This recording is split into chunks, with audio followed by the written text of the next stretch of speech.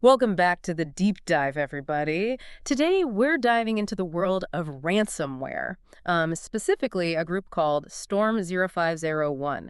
And what's interesting about them, I think, is that they've gone from, kind of smaller targets like schools to some really big game. And the stuff they're doing is, well, it's pretty next level. Yeah, you're spot on about that evolution, actually. They really exemplify how these ransomware gangs, adapt. They started, relatively speaking, small, what we call the education sector. Right, hitting schools and universities. I remember when that Sabbath ransomware was going around. Must have been a nightmare even back then. But then they Yeah. shifted gears, went all in on this ransomware as a service thing. What's the deal with that? So picture this. Instead of pulling off attacks themselves, they package up all their nasty tricks, the tools, the knowledge, everything into a starter kit for other crooks. That's basically ransomware as a service in a nutshell. So it's the dark web equivalent of a franchise opportunity. Get rich quick with ransomware. Click here. Pretty much, yeah. And we're talking some of the biggest names in ransomware here. Hive, Black Cat, Lockbit. They've either used them directly or, offered up variations through this service. Yeah. Shows you the level of organization we're dealing with. This isn't just, some bored teenagers anymore. Okay, so big operation. But what about the actual attacks? How do they even get in the first place? It can be surprisingly simple, honestly. Weak passwords. You wouldn't believe how many people are still using easily guessable passwords. Or even worse, the same password for everything. Yeah, it's like leaving a giant welcome mat out for these guys. Exactly. But it goes beyond passwords. They're also really good at exploiting vulnerabilities. Think like Zoho Manage Engine. A lot of businesses use that for IT.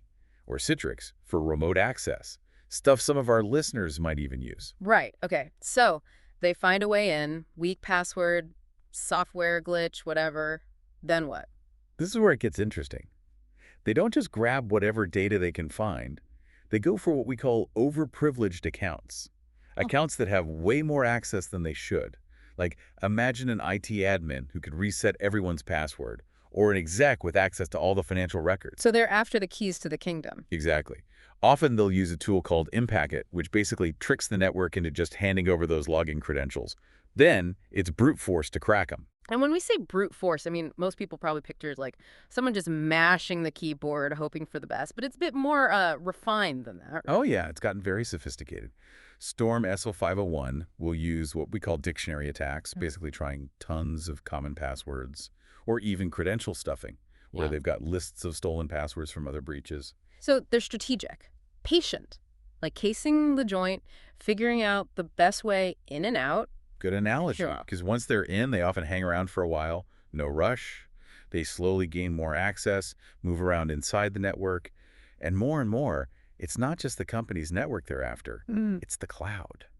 Yeah, the clouds become their new favorite playground. And it's not just about grabbing data anymore. This is about, real control. So instead of stealing the gold, they're taking over the whole bank. It's exactly planting back doors, Yeah. ways to get back in whenever they want. And they're doing it in this huge, complicated world of cloud computing, which honestly, even a lot of IT pros struggle to secure properly. I bet. But why the cloud? You'd think that would be more secure than a company's own network. You'd think so, right? But here's the thing. Hybrid cloud setups. Those are becoming the norm. Companies have stuff on their own servers A&D in the cloud. Creates all these weird gaps and overlaps. And that's what Storm-0501 is so good at exploiting. So they're basically taking advantage of the fact that most businesses haven't quite figured out how to lock down the cloud completely. Bingo.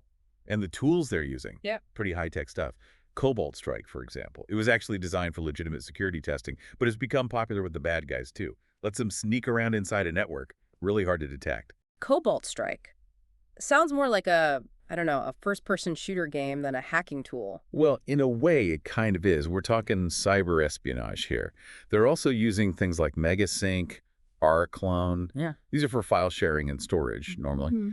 But Storm-0501 uses them to quietly siphon off all that stolen data from the cloud. Sneaky.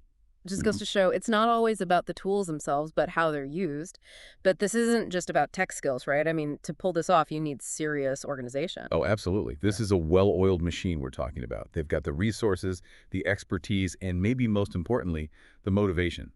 This is about money, plain and simple. And things get even scarier when we get to the final act of their little play, embargo ransomware. We'll get into that right after this.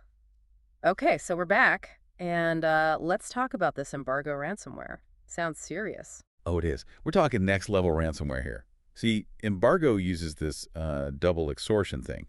So first, they do the usual encryption, lock you out of your own systems. But they also steal a copy of all that data before encrypting it. So it's like they're robbing you blind AD, changing the locks on the way out. That's a good way to put it. And then, the real kicker. They contact the victim and demand a ransom. Not just for the decryption key, but for a promise to not leak all that stolen data. Oof, that's brutal. So it's not enough to just, like, cripple your business. They're going to publicly shame you, too, unless you pay up. It's all about pressure. Victims aren't just worried about losing their data, but about the fallout from that data getting out. Customer info, financials, trade secrets. It'd be a disaster. For sure. So we've established Storm-0501, serious players, sophisticated, targeting businesses, especially if they're using, these hybrid cloud systems. But I bet some of our listeners are thinking, okay, scary, but I'm just one person, not some big company. Why should I care? It's funny you should say that, because even though, Storm-0501, they've mostly gone after bigger fish, the stuff they're doing. It's like a blueprint. Other, maybe less skilled groups are watching, learning. So what you're saying is those tactics, those tools, they could trickle down to attacks on, well, anyone. It's a real concern. Yeah. Especially with all these ransomware kits and leaked code floating around the darker corners of the internet. Groups like, say, Dragon Force. Yeah. They're already taking bits of code from other ransomware, including stuff linked to Storm-0501. So it's like open source ransomware now. Sharing is caring, except, not really. Right.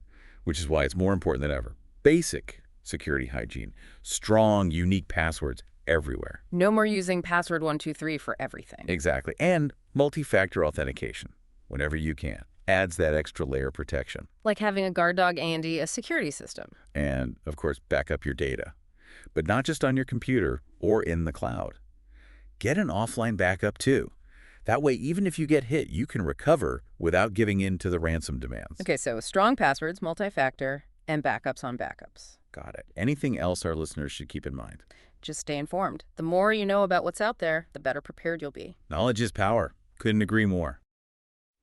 Well, that about wraps up our deep dive into the wild world of Storm-0501. From hitting schools to, full-on cyber espionage, they've really upped their game. Definitely one to watch. Or try to avoid. More like it. That's right. Stay safe out there, everyone, and we'll catch you on the next deep dive.